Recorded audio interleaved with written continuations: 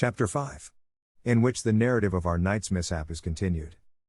Finding, then, that, in fact he could not move, he thought himself of having recourse to his usual remedy, which was to think of some passage in his books, and his craze brought to his mind that about Baldwin and the Marquis of Mantua, when Carlotta left him wounded on the mountainside, a story known by heart by the children, not forgotten by the young men, and lauded and even believed by the old folk, and for all that not a whit truer than the miracles of Mahomet. This seemed to him to fit exactly the case in which he found himself, so, making a show of severe suffering, he began to roll on the ground and with feeble breath repeat the very words which the wounded knight of the wood is said to have uttered. Where art thou, lady mine, that thou my sorrow dost not rue? Thou canst not know it, lady mine, or else thou art untrue. And so he went on with the ballad as far as the lines. O noble Marquis of Mantua, my uncle and liege lord. As chance would have it, when he had got to this line there happened to come by a peasant from his own village, a neighbor of his, who had been with a load of wheat to the mill, and he, seeing the man stretched there, came up to him and asked him who he was and what was the matter with him that he complained so dolefully. Don Quixote was firmly persuaded that this was the Marquis of Mantua, his uncle, so the only answer he made was to go on with his ballad, in which he told the tale of his misfortune, and of the loves of the emperor's son and his wife all exactly as the ballad sings it. The peasant stood amazed at hearing such nonsense, and relieving him of the visor, already battered to pieces by blows, he wiped his face, which was covered with dust, and as soon as he had done so he recognized him and said, Señor Quixote, for so he appears to have been called when he was in his senses and had not yet changed from a quiet country gentleman into a knight errant, who has brought your worship to this pass? But to all questions the other only went on with his ballad. Seeing this, the good man removed as well as he could his breastplate and back piece to see if he had any wound, but he could perceive no blood nor any mark whatever. He then contrived to raise him from the ground, and with no little difficulty hoisted him upon his ass, which seemed to him to be the easiest mount for him, and collecting the arms, even to the splinters of the lance, he tied them on Rocinante, and leading him by the bridle and the ass by the halter he took the road for the village, very sad to hear what absurd stuff Don Quixote was talking. Nor was Don Quixote less so, for what with blows and bruises he could not sit upright on the ass, and from time to time he sent up sighs to heaven, so that once more he drove the peasant to ask what ailed him.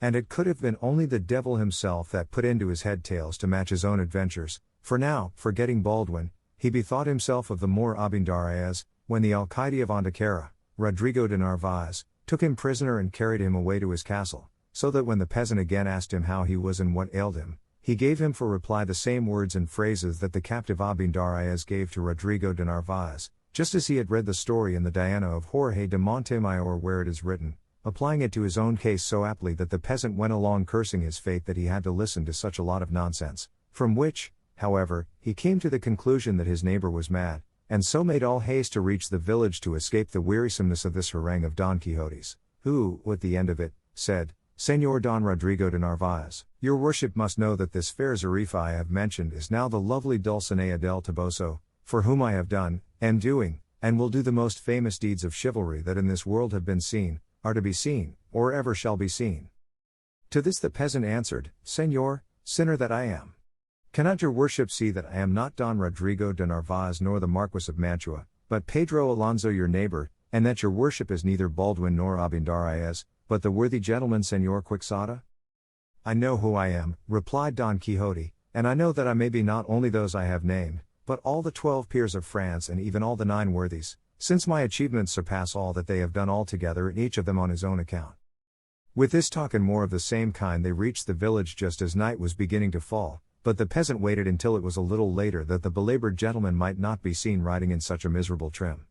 When it was what seemed to him the proper time he entered the village and went to Don Quixote's house, which he found all in confusion, and there were the curate and the village barber, who were great friends of Don Quixote, and his housekeeper was saying to them in a loud voice, What does your worship think can have befallen my master, Señor Licentiate Pero Perez? For so the curate was called. It is 3 days now since anything has been seen of him, or the hack, or the buckler, lance, or armor. Miserable me! I am certain of it, and it is as true as that I was born to die, that these accursed books of chivalry he has, and has got into the way of reading so constantly, have upset his reason. For now I remember having often heard him saying to himself that he would turn knight errant and go all over the world in quest of adventures. To the devil and Barabbas with such books, that have brought to ruin in this way the finest understanding there was in all La Mancha. The niece said the same, and, more, you must know, Master Nicholas, for that was the name of the barber, it was often my uncle's way to stay 2 days and nights together poring over these unholy books of misventures, after which he would fling the book away and snatch up his sword and fall to slashing the walls, and when he was tired out he would say he had killed 4 giants like 4 towers, and the sweat that flowed from him when he was weary he said was the blood of the wounds he had received in battle, and then he would drink a great jug of cold water and become calm and quiet, saying that this water was a most precious potion which the sage Esquife, a great magician and friend of his, had brought him. But I take all the blame upon myself for never having told your worships of my uncle's vagaries, that you might put a stop to them before things had come to this pass, and burn all these accursed books, for he has a great number, that richly deserve to be burned like heretics. So say I too, said the curate, and by my faith tomorrow shall not pass without public judgment upon them, and may they be condemned to the flames lest they lead those that read to behave as my good friend seems to have behaved. All this the peasant heard, and from it he understood at last what was the matter with his neighbor, so he began calling aloud, Open, your worships, to Señor Baldwin and to Señor the Marquis of Mantua, who comes badly wounded, and to Señor Abindarraez, the Moor, whom the valiant Rodrigo de Narvaez, the alcaide of Antequera, brings captive. At these words they all hurried out, and when they recognized their friend, master and uncle, who had not yet dismounted from the ass because he could not, they ran to embrace him. Hold, said he, for I am badly wounded through my horse's fault, carry me to bed, and if possible send for the wise Urganda to cure and see to my wounds. See there. Plague on it, cried the housekeeper at this, did not my heart tell the truth as to which foot my master went lame of? To bed with your worship at once, and we will contrive to cure you here without fetching that Urganda. A curse I say once more, and 100 times more, on those books of chivalry that have brought your worship to such a pass. They carried him to bed at once, and after searching for his wounds could find none, but he said they were all bruises from having had a severe fall with his horse Rocinante when in combat with 10 giants, the biggest and the boldest to be found on earth. So, said the curate, are there giants in the dance? By the sign of the cross I will burn them tomorrow before the day is over. They put a host of questions to Don Quixote, but his only answer to all was, give him something to eat, and leave him to sleep, for that was what he needed most. They did so, and the curate questioned the peasant at great length as to how he had found Don Quixote.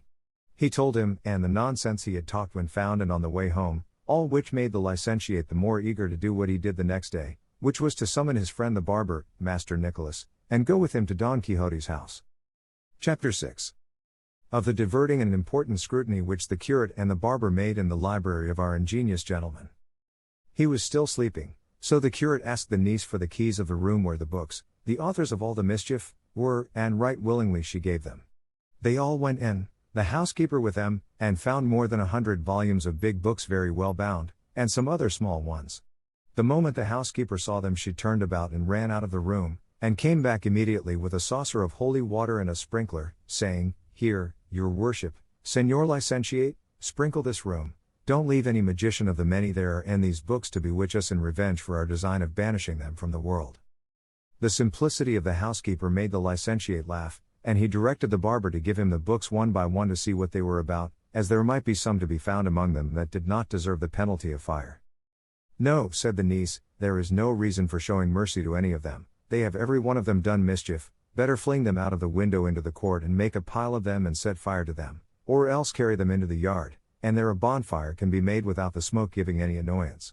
The housekeeper said the same, so eager were they both for the slaughter of those innocents, but the curate would not agree to it without first reading at any rate the titles. The first that Master Nicholas put into his hand was the 4 books of Amadis of Gaul. This seems a mysterious thing, said the curate, for, as I have heard say, this was the first book of chivalry printed in Spain, and from this all the others derive their birth and origin, so it seems to me that we ought inexorably to condemn it to the flames as the founder of so vile a sect. Nay, sir, said the barber, I too, have heard say that this is the best of all the books of this kind that have been written, and so, as something singular in its line, it ought to be pardoned. True, said the curate, and for that reason let its life be spared for the present. Let us see that other which is next to it. It is, said the barber, the Sergus de Esplandian, the lawful son of Amadis of Gaul. Then verily, said the curate, the merit of the father must not be put down to the account of the son. Take it, mistress housekeeper, open the window and fling it into the yard and lay the foundation of the pile for the bonfire we are to make. The housekeeper obeyed with great satisfaction, and the worthy Esplandian went flying into the yard to await with all patience the fire that was in store for him. "Proceed," said the curate. "This that comes next," said the barber, "is Amadis of Greece, and, indeed, I believe all those on this side are of the same Amadis lineage."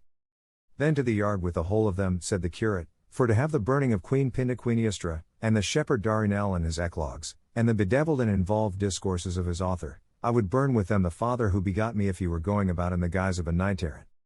"I am of the same mind," said the barber. "And so am I," added the niece. "In that case," said the housekeeper, "here, into the yard with them." They were handed to her, and as there were many of them, she spared herself the staircase, and flung them down out of the window. "Who is that tub there?" said the curate. "This," said the barber, "is Don Olivant de Laura."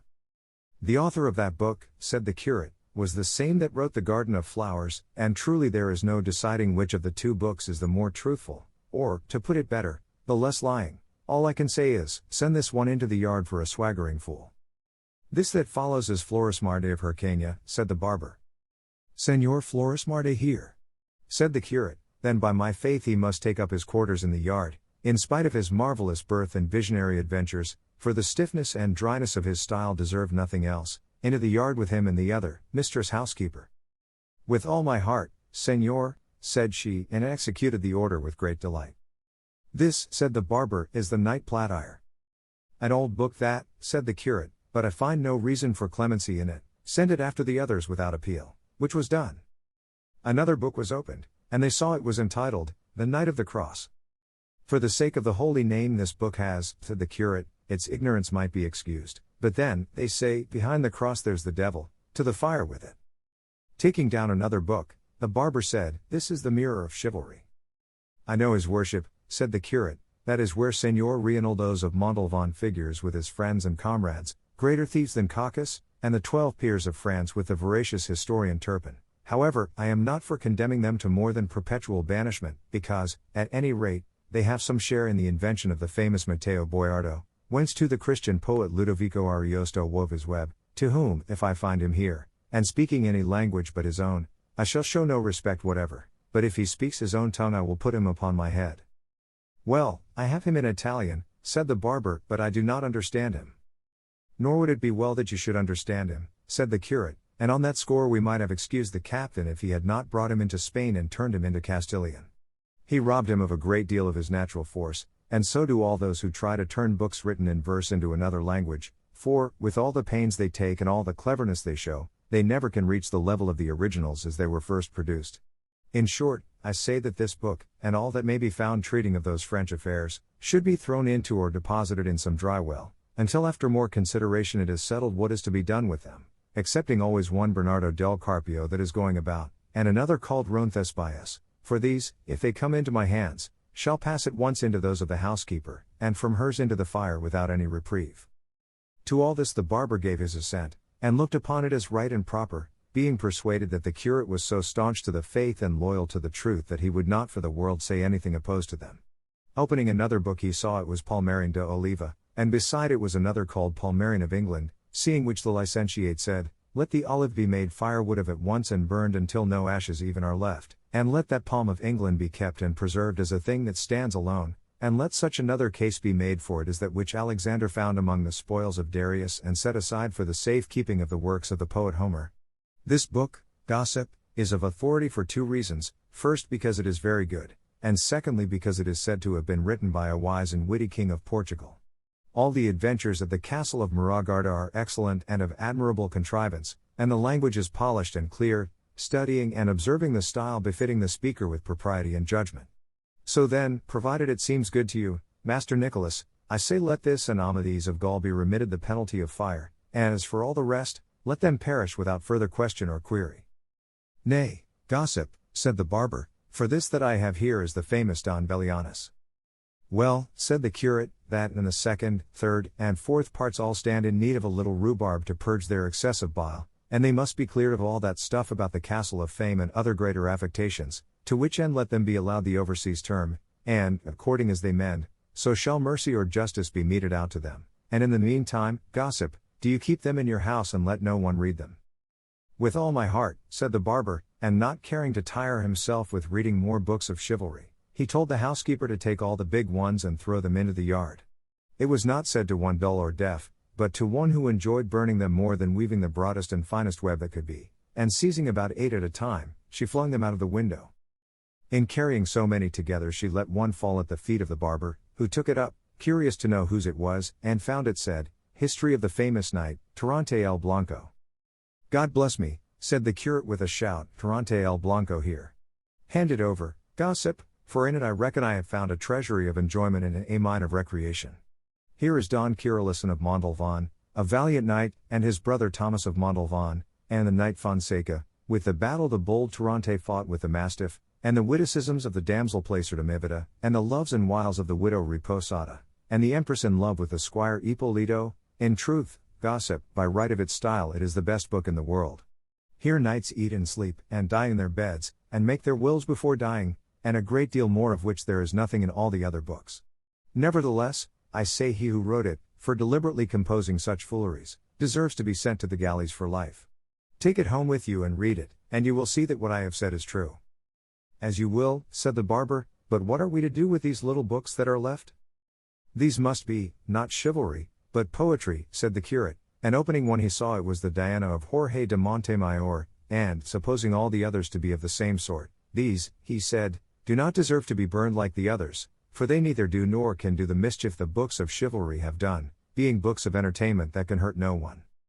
"Ah, Señor," said the niece, "your worship had better order these to be burned as well as the others, for it would be no wonder if, after being cured of his chivalry disorder, my uncle, by reading these, took a fancy to turn shepherd and range the woods and fields singing and piping, or, what would be still worse, to turn poet, which they say is an incurable and infectious malady." "The damsel is right," said the curate, "and it will be well to put this stumbling block and temptation out of our friend's way. To begin, then, with the Diana of Montemayor. I am of opinion it should not be burned, but that it should be cleared of all that about the sage Felicia and the magic water, and of almost all the longer pieces of verse. Let it keep, and welcome, its prose and the honor of being the first of books of the kind. This that comes next," said the barber, "is the Diana, entitled the second part, by the Salamancan, and this other has the same title, and its author is Gil Polo." "As for that of the Salamancan," replied the curate, "let it go to swell the number of the condemned in the yard, and let Gil Polo's be preserved as if it came from Apollo himself, but get on, gossip, and make haste, for it is growing late." "This book," said the barber, opening another, "is the 10 books of the Fortune of Love, written by Antonio de Lofraso, a Sardinian poet." "By the orders I have received," said the curate, "since Apollo has been Apollo, and the Muses have been Muses, and poets have been poets, so droll and absurd a book as this has never been written, and in its way it is the best and the most singular of all of this species that have as yet appeared, and he who has not read it may be sure he has never read what is delightful. Give it here, gossip, for I make more account of having found it than if they had given me a cassock of Florence stuff." He put it aside with extreme satisfaction, and the barber went on, "These that come next are the Shepherd of Iberia, Nymphs of Inaris, and the Enlightenment of Jealousy." "Then all we have to do," said the curate, "is to hand them over to the secular arm of the housekeeper, and ask me not why, or we shall never have done. This next is the Pastor de Philida." "No pastor that," said the curate, "but a highly polished courtier. Let it be preserved as a precious jewel." "This large one here," said the barber, "is called the Treasury of Various Poems." "If there were not so many of them," said the curate, "they would be more relished. This book must be weeded and cleansed of certain vulgarities which it has with its excellences. Let it be preserved because the author is a friend of mine, and out of respect for other more heroic and loftier works that he has written. This," continued the barber, "is the Cancionero of Lopez de Maldonado. The author of that book, too," said the curate, "is a great friend of mine, and his verses from his own mouth are the admiration of all who hear them, for such is the sweetness of his voice that he enchants when he chants them. It gives rather too much of its eclogues, but what is good was never yet plentiful. Let it be kept with those that have been set apart." "But what book is that next it?" "The Galatea of Miguel de Cervantes," said the barber. "That Cervantes has been for many years a great friend of mine, and to my knowledge he has had more experience in reverses than in verses. His book has some good invention in it, it presents us with something but brings nothing to a conclusion. We must wait for the second part it promises, perhaps with amendment it may succeed in winning the full measure of grace that is now denied it, and in the meantime do you, Señor Gossip, keep it shut up in your own quarters." "Very good," said the barber, and here come three together, the Araucana of Don Alonso de Urthia, the Austriata of Juan Rufo, Justice of Cordova, and the Montserrat of Cristobal de Virues, the Valencian poet. These three books, said the curate, are the best that have been written in Castilian and heroic verse, and they may compare with the most famous of Italy. Let them be preserved as the richest treasures of poetry that Spain possesses. The curate was tired and would not look into any more books, and so he decided that, contents uncertified, all the rest should be burned. But just then the barber held open one, called The Tears of Angelica. I should have shed tears myself, said the curate when he heard the title, had I ordered that book to be burned, for its author was one of the famous poets of the world, not to say of Spain, and was very happy in the translation of some of Ovid's fables. Chapter 7. Of the second sally of our worthy knight Don Quixote of La Mancha. At this instant Don Quixote began shouting out, Hear, hear, valiant knights! Here is need for you to put forth the might of your strong arms, for they of the court are gaining the mastery in the tourney. Called away by this noise and outcry, they proceeded no farther with the scrutiny of the remaining books, and so it is thought that the Caroli, the Lion of Spain, and the Deeds of the Emperor, written by Don Luis de Avila, went to the fire unseen and unheard, for no doubt they were among those that remained, and perhaps if the curate had seen them they would not have undergone so severe a sentence. When they reached Don Quixote he was already out of bed, and was still shouting and raving, and slashing and cutting all round, as wide awake as if he had never slept. They closed with him and by force got him back to bed, and when he had become a little calm, addressing the curate, he said to him, Of a truth, Señor Archbishop Turpin, it is a great disgrace for us who call ourselves the 12 peers, so carelessly to allow the knights of the court to gain the victory in this tourney, we the adventurers having carried off the honor on the 3 former days. Hush, gossip, said the curate, please God, the luck may turn, and what is lost today may be won tomorrow. For the present let your worship have a care of your health, for it seems to me that you are over-fatigued, if not badly wounded. Wounded no, said Don Quixote, but bruised and battered no doubt, for that bastard Don Roland has cudgeled me with the trunk of an oak tree, and all for envy, because he sees that I alone rival him in his achievements. But I should not call myself Reinaldos of Montalvan did he not pay me for it in spite of all his enchantments as soon as I rise from this bed. For the present let them bring me something to eat, for that, I feel, is what will be more to my purpose, and leave it to me to avenge myself. They did as he wished, they gave him something to eat, and once more he fell asleep, leaving them marveling at his madness. That night the housekeeper burned to ashes all the books that were in the yard and in the whole house, and some must have been consumed that deserved preservation in everlasting archives, but their fate and the laziness of the examiner did not permit it, and so in them was verified the proverb that the innocent suffer for the guilty.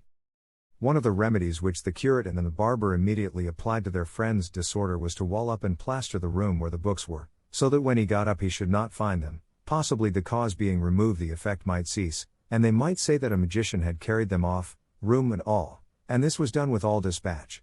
2 days later Don Quixote got up, and the first thing he did was to go and look at his books, and not finding the room where he had left it, he wandered from side to side looking for it.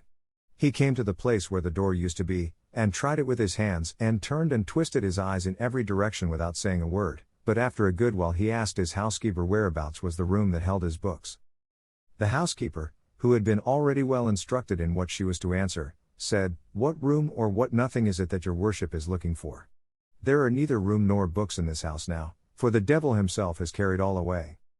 It was not the devil, said the niece, but a magician who came on a cloud one night after the day your worship left this, and dismounting from a serpent that he rode he entered the room, and what he did there I know not, but after a little while he made off, flying through the roof, and left the house full of smoke, and when we went to see what he had done we saw neither book nor room, but we remember very well, the housekeeper and I, that on leaving, the old villain said in a loud voice that, for a private grudge he owed the owner of the books and the room, he had done mischief in the house that would be discovered by and by. He said too that his name was the sage Miniton. He must have said Friston, said Don Quixote. I don't know whether he called himself Friston or Fritten, said the housekeeper, I only know that his name ended with ton. So it does, said Don Quixote, and he is a sage magician, a great enemy of mine, who has a spite against me because he knows by his arts and lore that in process of time I am to engage in single combat with a knight whom he befriends and that I am to conquer, and he will be unable to prevent it, and for this reason he endeavors to do me all the ill turns that he can, but I promise him it will be hard for him to oppose or avoid what is decreed by heaven. Who doubts that? Said the niece, but, uncle, who mixes you up in these quarrels? Would it not be better to remain at peace in your own house instead of roaming the world looking for better bread than ever came of wheat, never reflecting that many go for wool and come back shorn? Oh, niece of mine, replied Don Quixote, how much astray art thou in thy reckoning! Ere they shear me I shall have plucked away and stripped off the beards of all who dare to touch only the tip of a hair of mine. The two were unwilling to make any further answer as they saw that his anger was kindling. In short, then, he remained at home 15 days very quietly without showing any signs of a desire to take up with his former delusions, and during this time he held lively discussions with his two gossips, the curate and the barber, on the point he maintained, that knights errant were what the world stood most in need of, and that in him was to be accomplished the revival of knight-errantry. The curate sometimes contradicted him, sometimes agreed with him, for if he had not observed this precaution he would have been unable to bring him to reason. Meanwhile Don Quixote worked upon a farm laborer, a neighbor of his, an honest man, if indeed that title can be given to him who is poor, but with very little wit in his pate.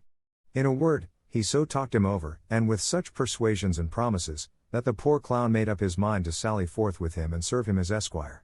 Don Quixote, among other things, told him he ought to be ready to go with him gladly, because any moment an adventure might occur that might win an island in the twinkling of an eye and leave him governor of it. On these and the like promises Sancho Panza, for so the laborer was called, left wife and children, and engaged himself as esquire to his neighbor. Don Quixote next set about getting some money, and selling one thing and pawning another, and making a bad bargain in every case, he got together a fair sum. He provided himself with a buckler, which he begged as a loan from a friend, and, restoring his battered helmet as best he could, he warned his squire Sancho of the day and hour he meant to set out, that he might provide himself with what he thought most needful. Above all, he charged him to take alforges with him. The other said he would, and that he meant to take also a very good ass he had, as he was not much given to going on foot. About the ass, Don Quixote hesitated a little, trying whether he could call to mind any knight-errant taking with him an esquire mounted on ass back, but no instance occurred to his memory. For all that, however, he determined to take him, intending to furnish him with a more honorable mount when a chance of it presented itself, by appropriating the horse of the first discourteous knight he encountered. Himself he provided with shirts and such other things as he could, according to the advice the host had given him, all which being done, without taking leave, Sancho Panza of his wife and children, or Don Quixote of his housekeeper and niece, they sallied forth unseen by anybody from the village one night, and made such good way in the course of it that by daylight they held themselves safe from discovery, even should search be made for them. Sancho rode on his ass like a patriarch, with his alforges and bota, and longing to see himself soon governor of the island his master had promised him. Don Quixote decided upon taking the same route and road he had taken on his first journey, that over the Campo de Montiel, which he travelled with less discomfort than on the last occasion, for, as it was early morning and the rays of the sun fell on them obliquely, the heat did not distress them. And now said Sancho Panza to his master, your worship will take care, Señor Knight-errant, not to forget about the island you have promised me, for be it ever so big I'll be equal to governing it. To which Don Quixote replied, thou must know, friend Sancho Panza, that it was a practice very much in vogue with the knights-errant of old to make their squires governors of the islands or kingdoms they won, and I am determined that there shall be no failure on my part in so liberal a custom. On the contrary, I mean to improve upon it, for they sometimes, and perhaps most frequently, waited until their squires were old, and then when they had had enough of service and hard days and worse nights, they gave them some title or other, of count, or at the most marquis, of some valley or province more or less, but if thou livest and I live, it may well be that before 6 days are over, I may have won some kingdom that has others dependent upon it, which will be just the thing to enable thee to be crowned king of one of them. Nor needst thou count this wonderful, for things and chances fall to the lot of such knights in ways so unexampled and unexpected that I might easily give thee even more than I promised thee. In that case, said Sancho Panza, if I should become a king by one of those miracles your worship speaks of, even Juana Gutierrez, my old woman, would come to be queen and my children infantas. Well, who doubts it? Said Don Quixote. I doubt it, replied Sancho Panza, because for my part I am persuaded that though God should shower down kingdoms upon earth, not one of them would fit the head of Mari Gutierrez. Let me tell you, Señor, she is not worth 2 maravedis for a queen, Countess will fit her better, and that only with God's help. Leave it to God, Sancho, returned Don Quixote, for he will give her what suits her best, but do not undervalue thyself so much as to come to be content with anything less than being governor of a province. I will not, Señor, answered Sancho, specially as I have a man of such quality for a master in your worship, who will know how to give me all that will be suitable for me and that I can bear. Chapter 8. Of the good fortune which the valiant Don Quixote had in the terrible and undreamt of adventure of the windmills, with other occurrences worthy to be fitly recorded.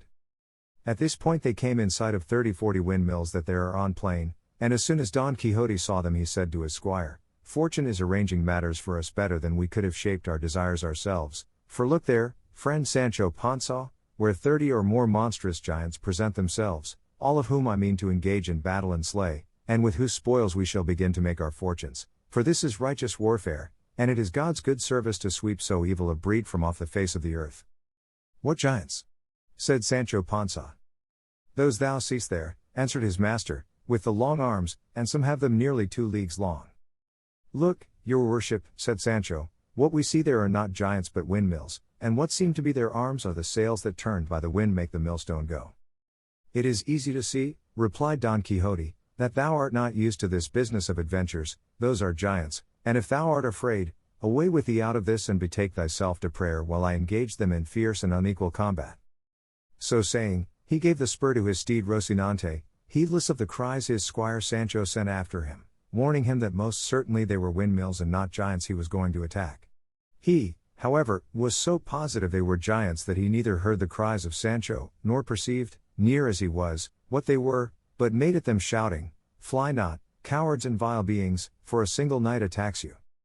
A slight breeze at this moment sprang up, and the great sails began to move, seeing which Don Quixote exclaimed, "Though ye flourish more arms than the giant Briareus, ye have to reckon with me."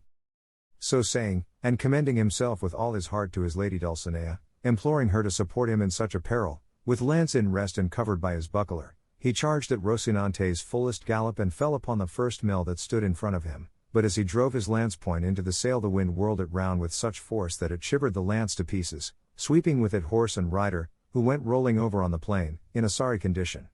Sancho hastened to his assistance as fast as his ass could go, and when he came up found him unable to move, with such a shock had Rocinante fallen with him.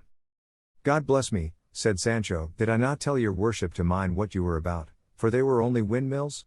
And no one could have made any mistake about it but one who had something of the same kind in his head." "Hush, friend Sancho," replied Don Quixote, "the fortunes of war more than any other are liable to frequent fluctuations, and moreover I think, and it is the truth, that same sage Friston who carried off my study and books, has turned these giants into mills in order to rob me of the glory of vanquishing them, such is the enmity he bears me, but in the end his wicked arts will avail but little against my good sword." "God order it as he may," said Sancho Panza, and helping him to rise got him up again on Rocinante, whose shoulder was half out, and then, discussing the late adventure, they followed the road to Puerto Lapis, for there, said Don Quixote, they could not fail to find adventures in abundance and variety, as it was a great thoroughfare. For all that, he was much grieved at the loss of his lance, and saying so to his squire, he added, "I remember having read how a Spanish knight, Diego Perez de Vargas by name, having broken his sword in battle, tore from an oak a ponderous bough or branch, and with it did such things that day, and pounded so many Moors, that he got the surname of Machuca, and he and his descendants from that day forth were called Vargas y Machuca. I mention this because from the first oak I see I mean to rend such another branch, large and stout like that, with which I am determined and resolved to do such deeds that thou mayest deem thyself very fortunate in being found worthy to come and see them, and be an eyewitness of things that will with difficulty be believed." "Be that as God will," said Sancho, "I believe it all as your worship says it, but straighten yourself a little, for you seem all on one side, may be from the shaking of the fall." "That is the truth," said Don Quixote, "and if I make no complaint of the pain it is because knights errant are not permitted to complain of any wound, even though their bowels be coming out through it." "If so," said Sancho, "I have nothing to say, but God knows I would rather your worship complained when anything ailed you. For my part, I confess I must complain however small the ache may be, unless this rule about not complaining extends to the squires of knights errant also."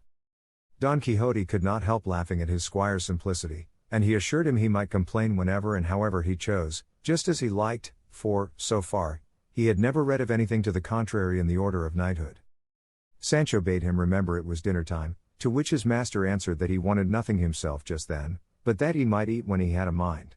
With this permission Sancho settled himself as comfortably as he could on his beast, and taking out of the alforges what he had stowed away in them, he jogged along behind his master munching deliberately, and from time to time taking a pull at the bota with a relish that the thirstiest tapster in Malaga might have envied, and while he went on in this way, gulping down draught after draught, He never gave a thought to any of the promises his master had made him, nor did he rate it as hardship but rather as recreation going in quest of adventures, however dangerous they might be.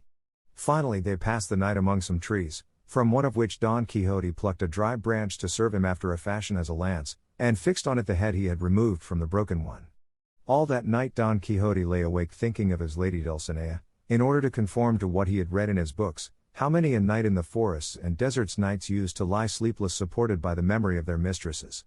Not so did Sancho Panza spend it, for having his stomach full of something stronger than chicory water he made but one sleep of it, and, if his master had not called him, neither the rays of the sun beating on his face nor all the cheery notes of the birds welcoming the approach of day would have had power to waken him.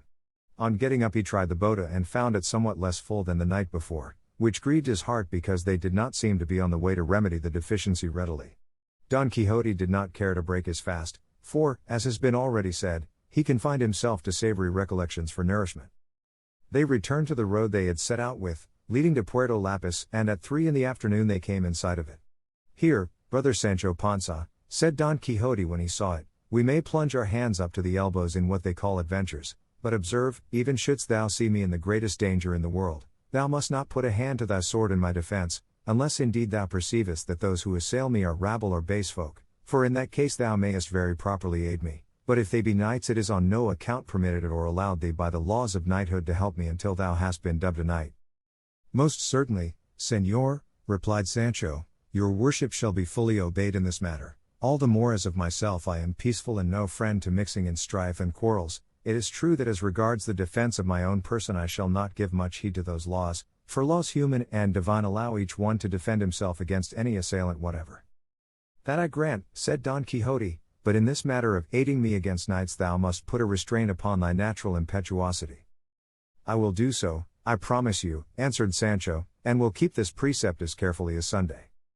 While they were thus talking there appeared on the road 2 friars of the order of Saint Benedict, mounted on 2 dromedaries, for not less tall were the 2 mules they rode on.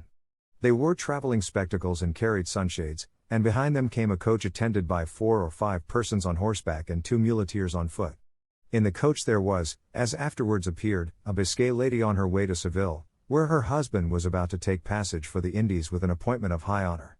The friars, though going the same road, were not in her company, but the moment Don Quixote perceived them he said to his squire, "Either I am mistaken, or this is going to be the most famous adventure that has ever been seen, for those black bodies we see there must be, and doubtless are, magicians who are carrying off some stolen princess in that coach, and with all my might I must undo this wrong." "This will be worse than the windmills," said Sancho. "Look, Señor, those are friars of Saint Benedict, and the coach plainly belongs to some travelers. I tell you to mind well what you are about and don't let the devil mislead you." "I have told thee already, Sancho," replied Don Quixote, "that on the subject of adventures thou knowest little. What I say is the truth, as thou shalt see presently." So saying, he advanced and posted himself in the middle of the road along which the friars were coming, and as soon as he thought they had come near enough to hear what he said, he cried aloud, "Devilish and unnatural beings, release instantly the high-born princesses whom you are carrying off by force in this coach, else prepare to meet a speedy death as the just punishment of your evil deeds." The friars drew rein and stood wondering at the appearance of Don Quixote as well as at his words, to which they replied, "Señor Caballero, we are not devilish or unnatural, but 2 brothers of Saint Benedict following our road, nor do we know whether or not there are any captive princesses coming in this coach."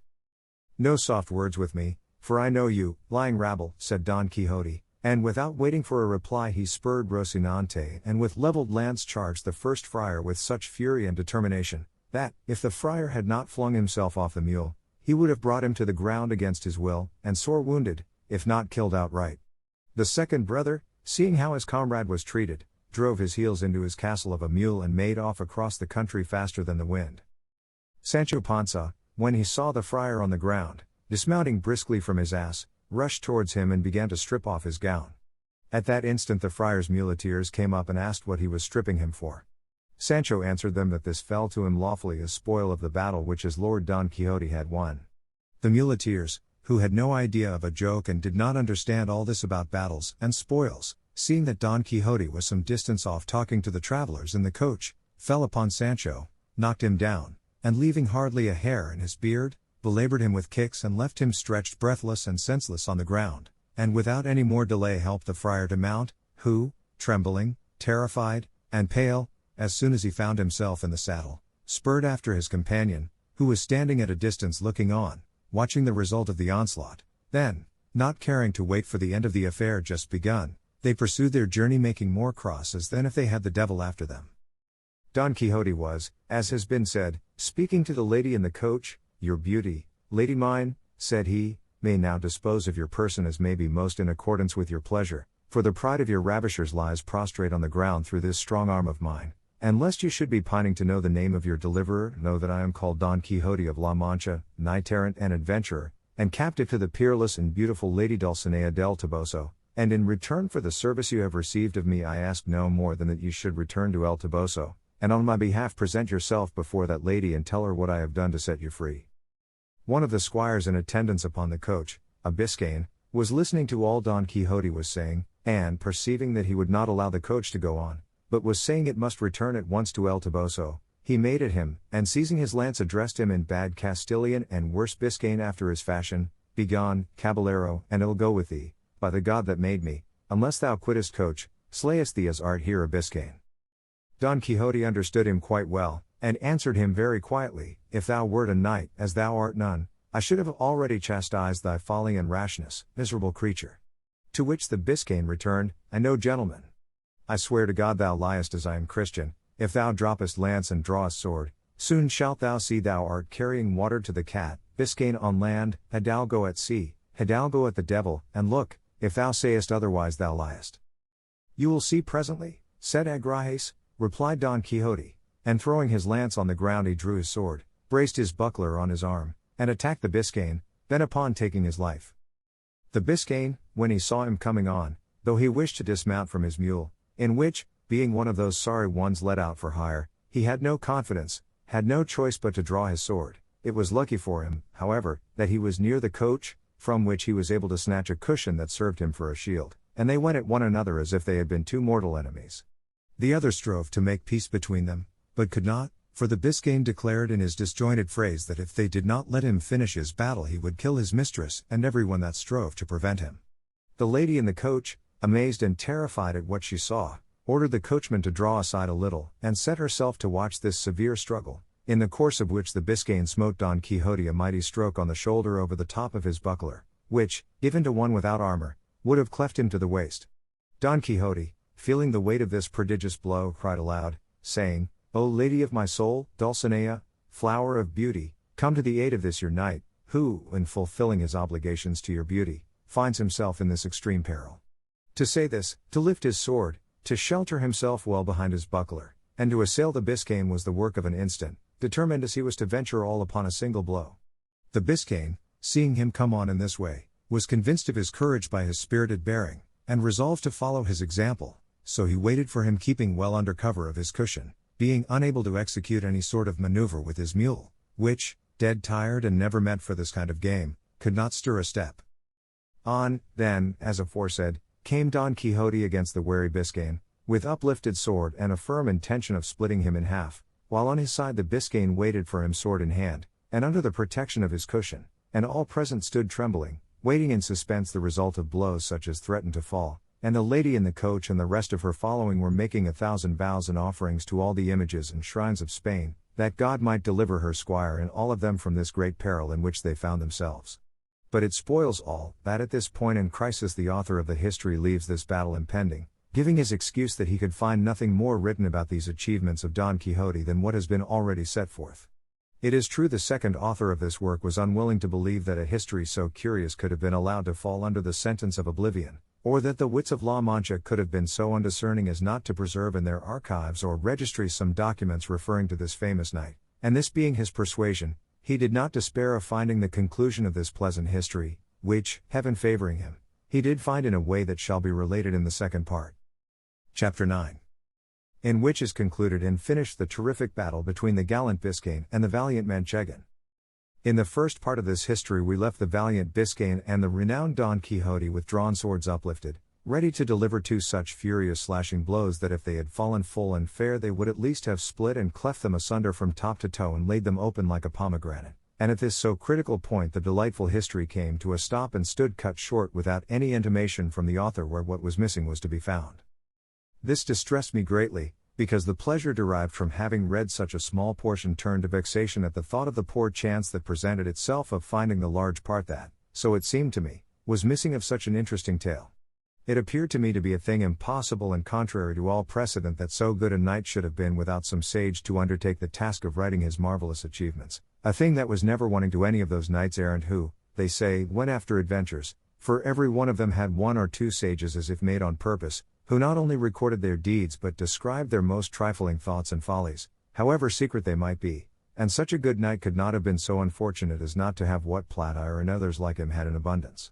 And so I could not bring myself to believe that such a gallant tale had been left maimed and mutilated, and I laid the blame on time, the devourer and destroyer of all things, that had either concealed or consumed it. On the other hand, it struck me that, inasmuch as among his books there had been found such modern ones as the Enlightenment of Jealousy and the Nymphs and Shepherds of Inaros, his story must likewise be modern, and that though it might not be written, it might exist in the memory of the people of his village and of those in the neighborhood.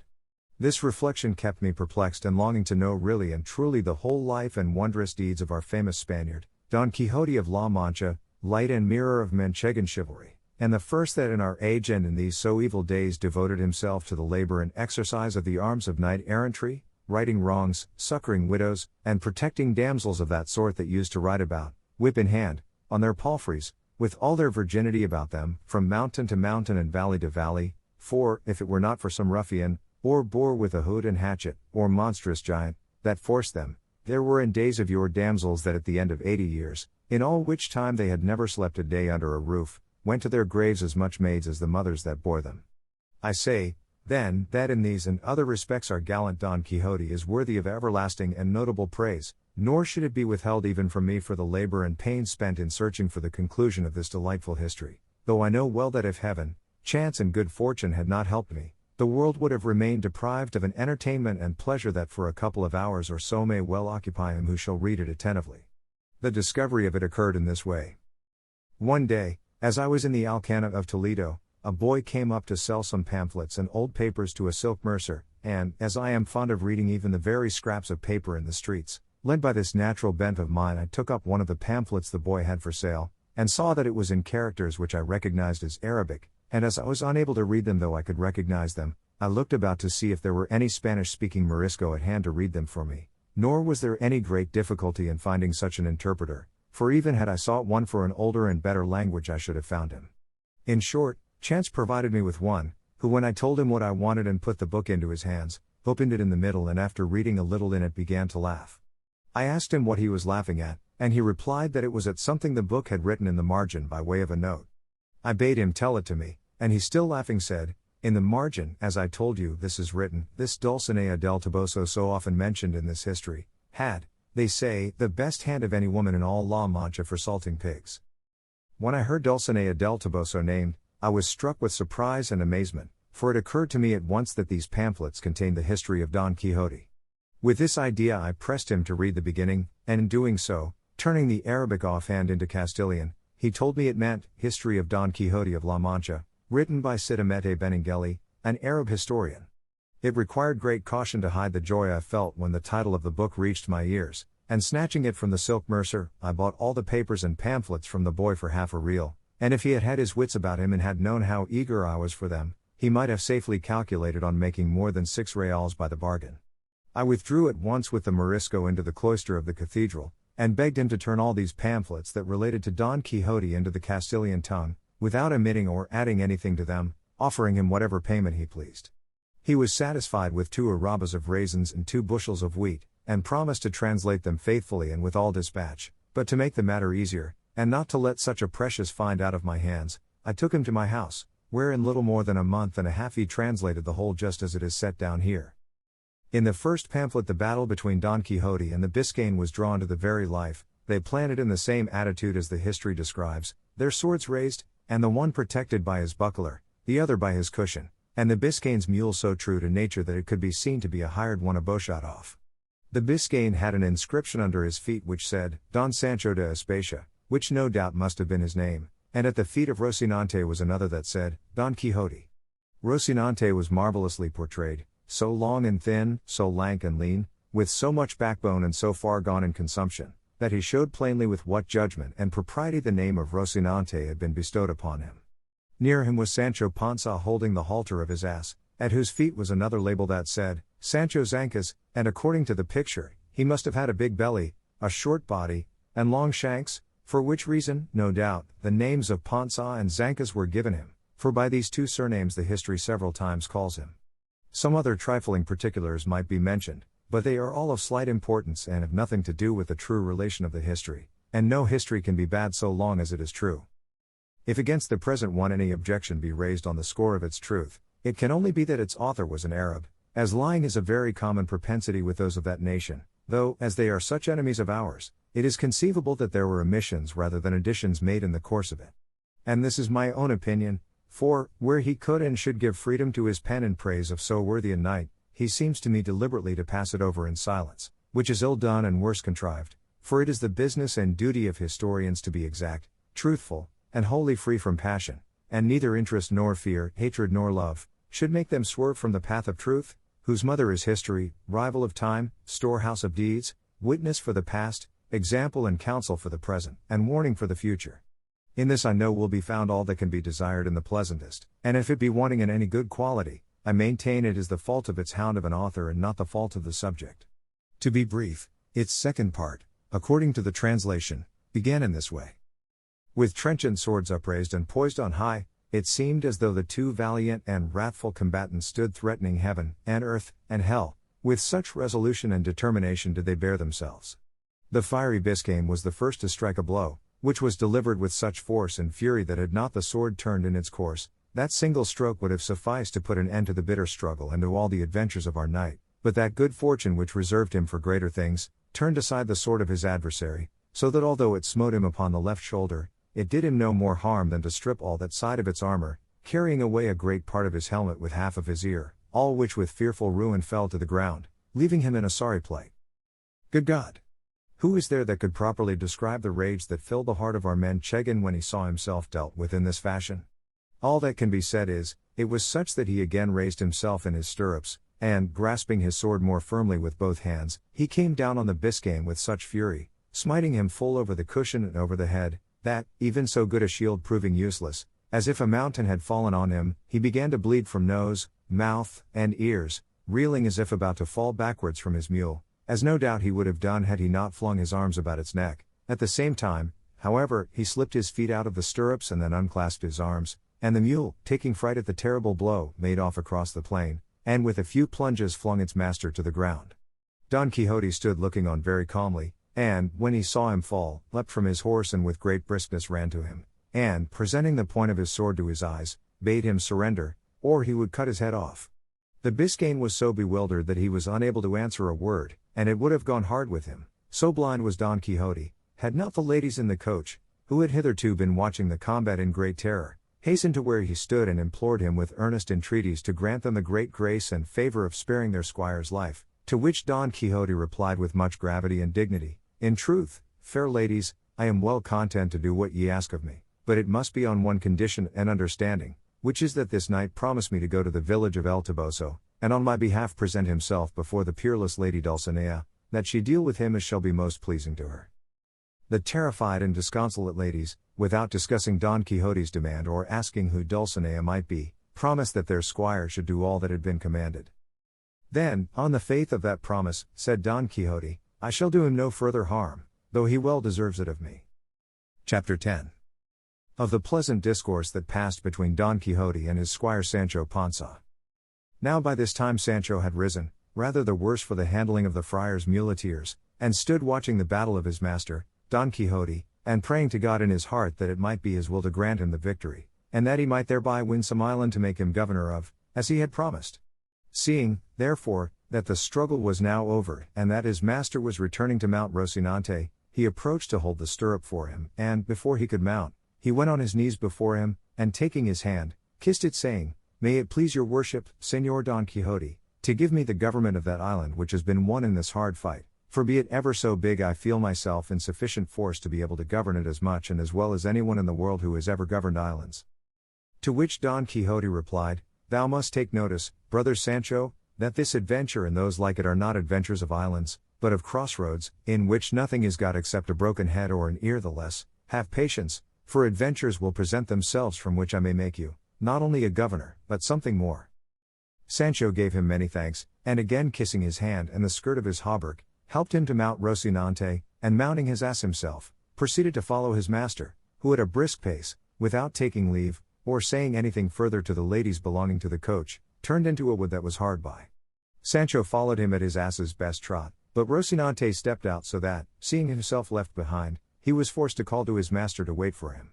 Don Quixote did so, reining in Rocinante until his weary squire came up, who on reaching him said, "It seems to me, Señor, it would be prudent in us to go and take refuge in some church, for, seeing how Malty with whom you fought has been left, it will be no wonder if they give information of the affair to the Holy Brotherhood and arrest us, and, faith, if they do, before we come out of jail we shall have to sweat for it."